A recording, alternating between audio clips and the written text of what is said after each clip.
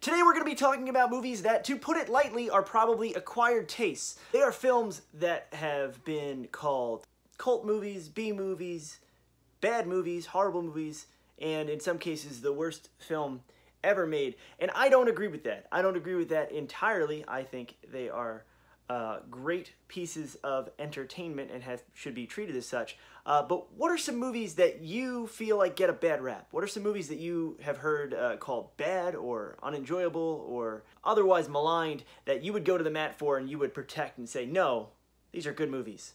I want to hear from you down in the comments. Hello, I'm Adam Caesar. This is Project Black T-Shirt, the channel where we take a new release or reissue horror movie and pair it with a piece of horror fiction or horror literature that you'd probably enjoy if you enjoy those movies. Today we're going to be talking about two from Severin Films. These are new release Blu-rays of older films. We're going to talk about how these movies are similar, how they're different, and why the heck anyone would put them out on Blu-ray. So the first film we're going to talk about is The Horror of Party Beach. This is a movie that is near and dear to my heart. You might be familiar with this movie from its Mystery Science Theater 3000 appearance, its iconic Mystery Science Theater 3000 appearance.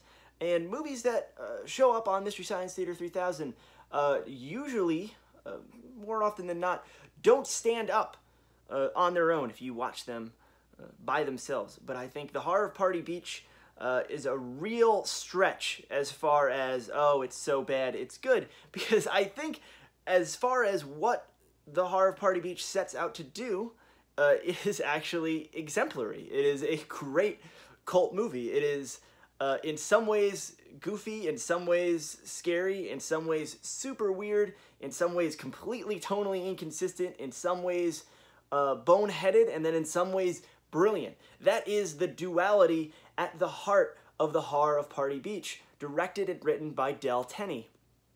I love this movie. I think it is really, really great. And when I saw that Severin was doing a kind of lavish special release of it, I not only ordered it, I ordered like the deluxe package that came with all the stuff. And they do this for a lot of their newer releases, and some of the stuff is really cool, but it is pricey, and I'm like, I don't know that I want a plush doll from, the Sinful Dwarf.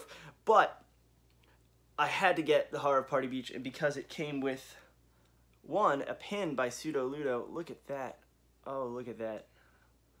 Old hot dog mouth, the kind of hero monster of The Horror of Party Beach, of which they made way too many costumes, it seems like.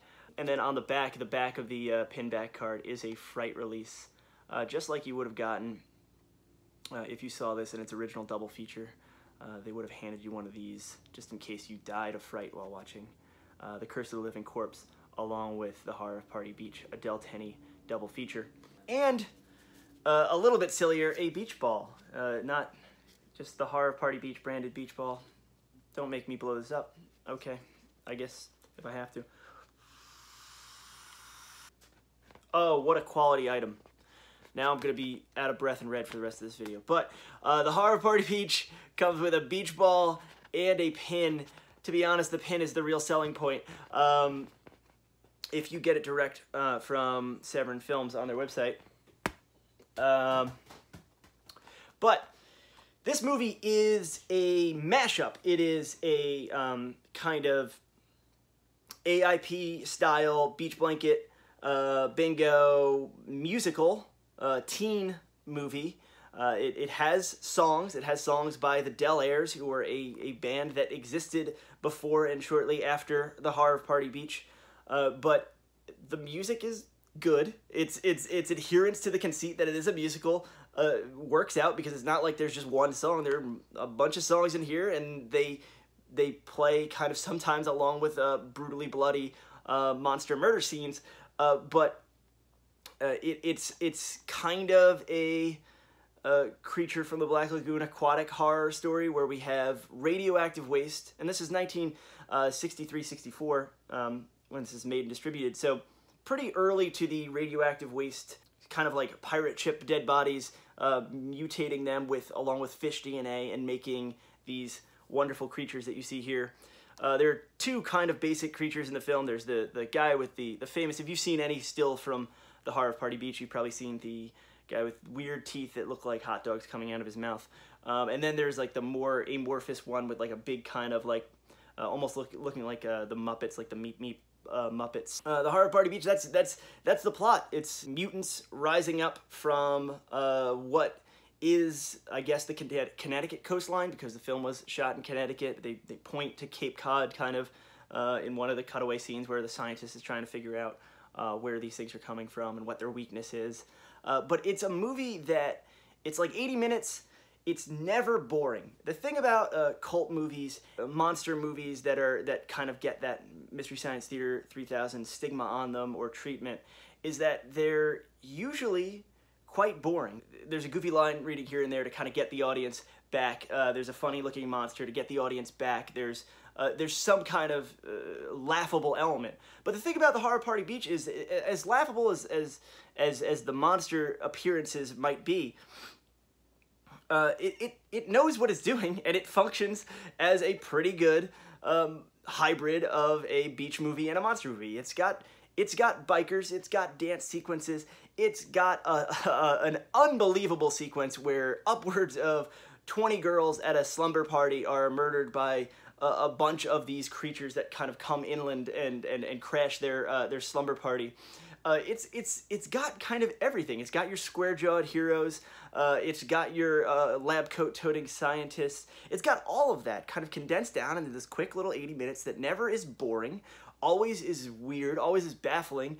It keeps your attention and looks quite good on this new HD release that Severin did. It's probably like my release of the year. I know that seems weird to talk about, especially if some of you are not going to kind of give this movie the time of day, but I think as far as early to mid-60s horror movies, Horror Party Beach was incredibly ahead of its time. These are zombies, for lack of a better term, and even though the word zombie does get thrown around in the movie, these are zombies predating Romero zombies by a good long time, and it's kind of got one foot stuck in that voodoo legend of zombies, and one foot stuck in the kind of the atomic age is coming to bite us in the butt. It's incredibly emblematic of the time it was made and a little bit ahead of its time. And Del Tenney, who was this kind of stage and local rep theater actor who was disaffected with that and wanted to make movies, and it's got a real auteur vibe to it. All of his films do, and I hope that Severin got the Psychomania and Violent Midnight, the rest of his movies, to put them out in editions like this, because I think they're really interesting and I think they're really good. But as with a lot of their releases, they did brand new special features. Del Tenney, sadly not with us anymore, but they do have an archival interview with him. They have a new special feature where they talk to his widow, who's also an actor, and she kind of walks through the history of making this movie and how they made it and the locations. And then there's interviews with two surviving members of the Del Airs, the band in the movie. It's a really well put together, really thoughtful release that if you like this movie at all, or if anything I'm saying is kind of appealing to you, I really do recommend you kind of roll the dice and check this movie out.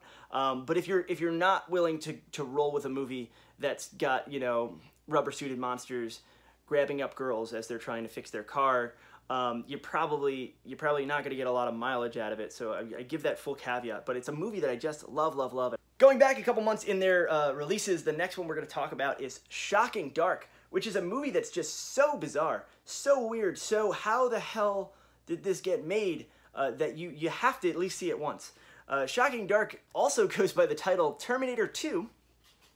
This is not the slipcased edition that comes with the Terminator 2 poster, the legally actionable Terminator 2 poster, but this is a film made by the great and incredibly prolific Bruno Mattei. Bruno Mattei made all kinds of Italian exploitation pictures. He was kind of a consummate businessman and a consummate workman, filmmaker, women in prison films, jungle cannibal movies, zombie movies. He's done a lot of films, and none of them are weirder, at least just in premise, than Shocking Dark. Shocking Dark is an Italian remake of both Aliens and The Terminator. It is two James Cameron movies smushed together in very surprising ways, because to tell you how that they are smushed together is kind of a surprise. Rest assured that all your favorite elements of Aliens and Terminator are present in Shocking Dark. A movie that is kind of really charming. It's set in the future Venice where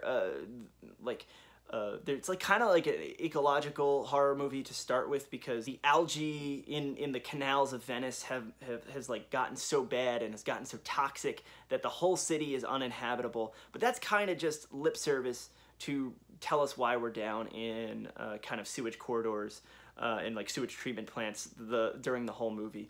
It has a little bit of like a Escape from New York vibe to it, because we have this crack team of military personnel and these like really kind of silly gas mask kind of Flash Gordon jumpsuits, and they go down into these tunnels to try to find out what's wrong in the city. And wouldn't you know it, there are monsters. There are aliens-inspired monsters down in the tunnels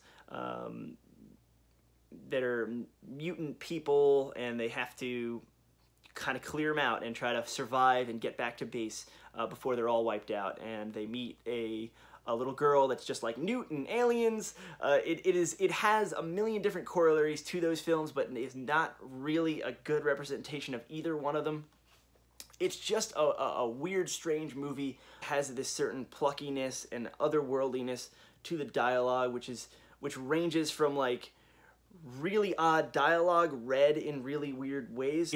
We have the wonderful Greta. It is written by Claudio Fragroso and Rosella Drudy, and they do talk to them in the special features, and they talk about the process of being hired to do this film and how this is the only film they've ever really consciously committed plagiarism, kind of, and we're told to do that by the producers.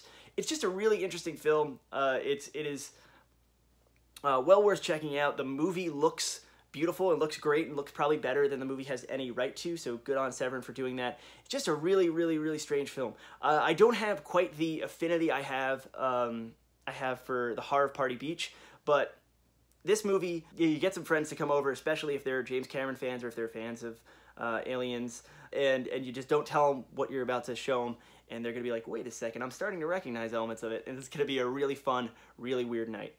I do have to give a quick shout out to Severin and how beautiful their recent releases have been, just aesthetically. Like, I love these black cases that they're putting their movies in.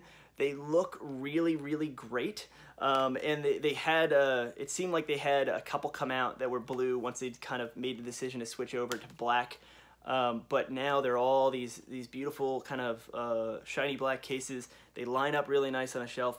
Yeah, Severin very recently, with like the Amicus collection, where you can watch my video review of that, they've been doing some incredible work. They've always done incredible work with their transfers and their special features, but I feel like now they're really leaning into the collector market and making these things, especially with these special kind of sets they're putting together for their pre-orders. They're really trying to value pack these releases, and really they know who they're selling to, and they're selling to people like me and you. And people who would watch videos like this. But I'll put links down in the comments with the the Severin exclusive stuff and the Amazon releases of these. But yeah, support this company because they're doing great stuff, and I hope they do great stuff for many years to come.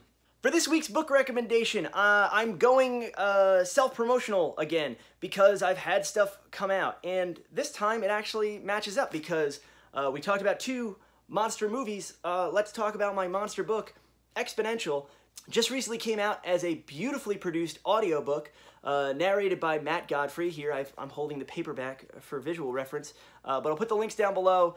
It is, very briefly, a giant monster story meeting up with a typical crime story. So it's almost like Elmore Leonard characters or like Breaking Bad characters. It's trapped in a bar where they have to fend off a monster that is eating people and is getting bigger, kind of this bone golem blob-ish monster.